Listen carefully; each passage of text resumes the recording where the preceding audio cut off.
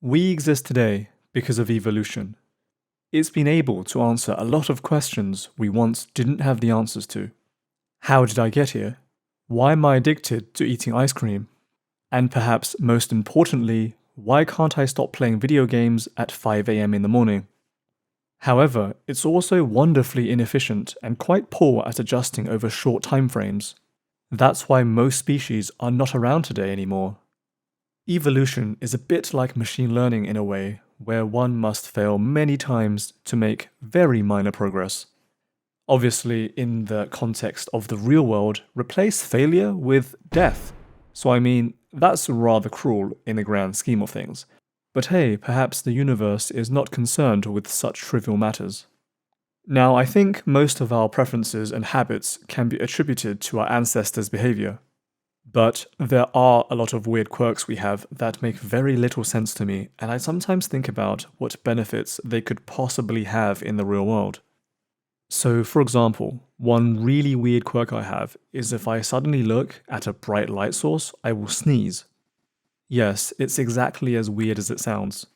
This only happens when I look at something very bright for the first time in the day, like the sun for example, and usually a light bulb or a phone isn't enough.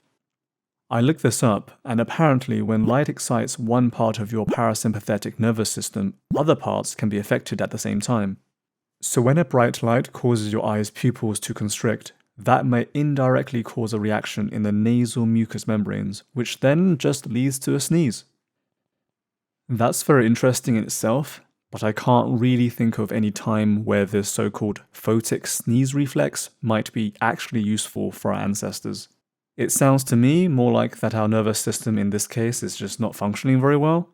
This is a classic case of growing up wanting to be Superman, but your powers end up being able to sneeze once a day randomly. Just imagine the sheer disappointment. In addition to sneezing, I think my ancestors skipped leg day entirely.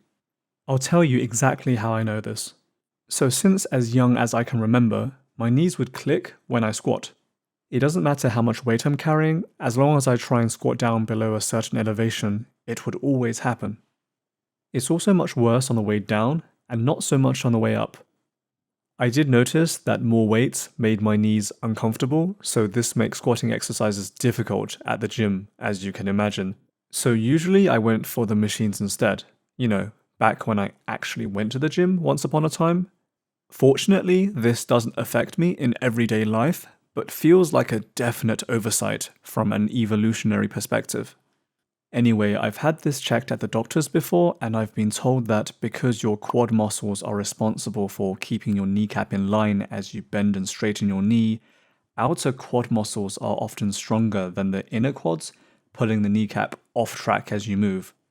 Since there's no pain, it's apparently fine, but to correct it, I need to do some conditioning exercises, and over time it's supposed to fix it. That sounds great in theory, but I'm lazy, and that hasn't happened quite yet. Anyway, on to the final weird quirk. Did you know that some people can actually move their ears? Well, I didn't, because I can't move my ears, so why would I assume other people can move theirs? Instead, I have an inner point inside one of my ears. It's like being an elf, except infinitely less interesting. This is actually quite common, and it's called Darwin's tubercle. It's called that because Charles Darwin first categorized it in his book, The Descent of Man, so kind of makes sense. Apparently, about 10% of people have it, and according to some papers I read, I quote, little is known about its prevalence, characteristics, and function. That to me sounds like it just does nothing. Now I'm going to try and be optimistic, and apparently it's hypothesized that it's a remnant of our ears assisting with our balance and hearing in the past, and if that was true, it would be quite cool. Realistically though, in today's world, I'm pretty sure it has no function except making me look a little bit weird. Alright, let's move on. So I've spent some time writing a masterpiece story, which definitely happened by the way, where my predecessor would have plausibly benefited from all the superpowers that I've just mentioned.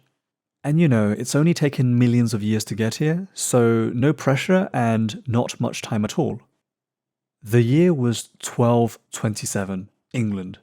Terry was on a medieval battlefield where enemy archers readied their bows. Wait, no, redraw that. I'm Chinese, so my ancestors wouldn't have been in Europe. Okay, the year was 1227, Inner Mongolia. The Song dynasty was invaded by the Mongol horde led by the great Genghis Khan. The defending Song had their spears at the ready, but the Keshiks released their volley of arrows into the morning sun. Terry and the fellow Song soldiers look upwards in fear, and because of Terry's genetic advantage, the legendary so-called photic sneeze reflex, and avoids the arrow volley which would have otherwise been his demise. The other soldiers weren't as lucky. The Mongol horde charges inwards, but because Terry had skipped leg day, he could actually run, unlike the other soldiers who were still recovering from their gains. Terry escapes into the nearby forest. Wait, it's a desert. No, look, just add the forest for goodness sake. There's a forest in the middle of the desert, and because of Terry's superior hearing and balancing skills, he narrowly escapes the battlefield. There's no way the Mongol horde can catch him. They're just not evolved for this. Oh, and by the way, the Mongolians definitely won the war. I know this because I'm 17% Mongolian according to this DNA test I did, so I've definitely got the Great Khan's genes. That's it, the end. Then Terry escaped to Okinawa or something, because according to my DNA test, I'm 5% Japanese from Okinawa. That's where Ancestor Terry lived until today. I hope the DNA test was correct because I legit paid like $100 for it and feel kind of ripped off right now, so if I can get a refund, let me know.